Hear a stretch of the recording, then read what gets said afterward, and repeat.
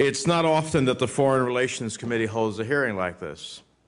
In fact, the last labor hearing this committee chaired was a debate giving PNTR status to China in 2000, so it's been a while.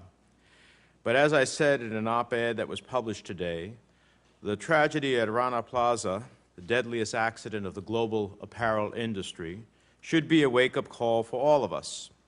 We have a range of witnesses in our two panels this morning from the State Department, the Department of Labor, the Office of the U.S. Trade Representative, the AFL-CIO, and a representative from the American Retail and Apparel Manufacturers. We've also received written testimony from outside groups, and I ask unanimous consent that their testimony be included for the record. And without objection, it will be. I also want to recognize the Bangladeshi ambassador to the United States, who is with us in the audience today. Welcome, Ambassador Kadar, and thank you for being here. Let me say how much the United States values its relationship with Bangladesh, a moderate Muslim-majority democracy, a trade partner with annual flows topping $6 billion and supporting 10,000 American jobs.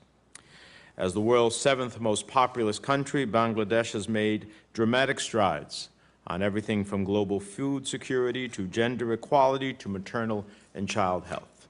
And we applaud those elements. But not unlike other apparel exporters, Bangladesh is a poor, developing country with lots of economic challenges. What sets it apart from other countries is the sheer size of the industry and the rate of growth. In my view, what happens in Bangladesh will have a dramatic ripple effect on the global apparel industry.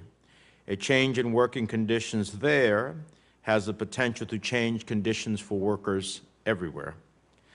That is one reason why we want global retailers to stay in Bangladesh, to work together and adopt industry-wide standards to do everything possible to improve working conditions and make sure another Rana Plaza never happens again, anywhere in the world. The fact is, most of us in this room own clothing that was made in Bangladesh, the second largest supplier of clothes. Major American retailers, Target, Gap, Tommy Hilfiger, Calvin Klein, and Walmart, all buy apparel from Bangladesh. The reasons are clear. Labor is cheaper in Bangladesh. The regulatory process is more flexible in Bangladesh. Hours, working conditions, and building safety concerns clearly are less cumbersome in Bangladesh, and that means products are cheaper and profit margins are higher. The Bangladeshi apparel industry now employs about 4 million, at least 80% of whom are women. It finances the government and influences its politics. It's no coincidence that numerous members of Parliament have ties to the garment industry. The question is, are we seeing a global race to the bottom? Bangladesh offers some of the cheapest labor in the world with limited workers' rights and protections. As a result, global retailers enjoy high profits, and global consumers delight in low costs. So how can we improve conditions without prices going up and manufacturers moving on to the next Bangladesh? Today, with the Rana Plaza collapse that killed at least 1,127, and the Tazreen factory fire in November, which killed at least 112 workers in conditions similar to the Triangle Shirtwaist factory fire, and 44 more factory fires since, the brand made in Bangladesh is in jeopardy.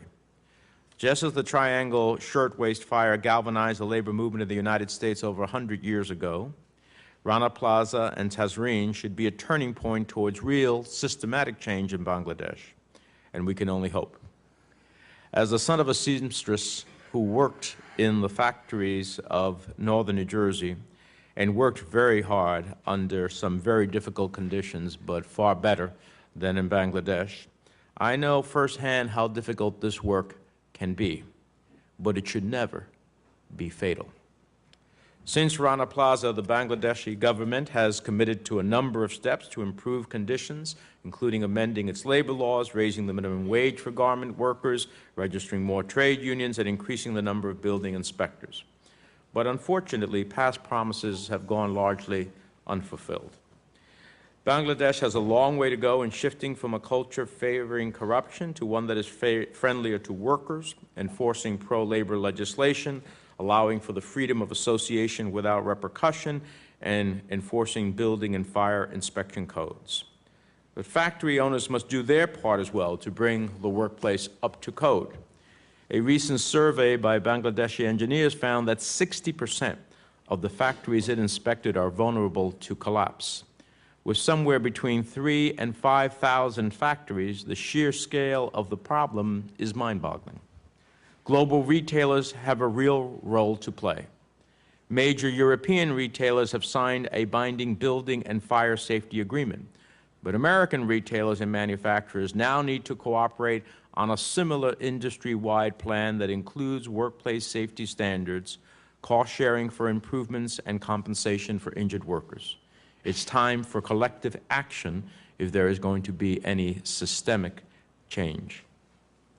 Absent significant collective changes that improve labor conditions and worker safety, the administration should seriously consider suspending with conditions the generalized system of preferences benefits to Bangladesh.